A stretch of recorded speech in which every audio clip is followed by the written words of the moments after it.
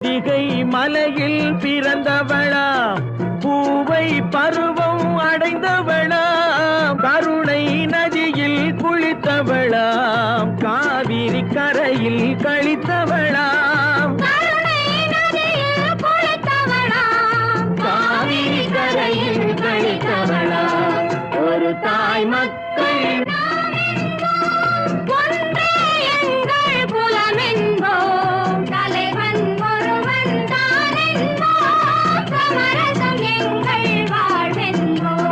சமரசம் எங்கள் வாழ்வென்போம், ஒரு தாய் மக்கள் நாம் என்போம். வாழ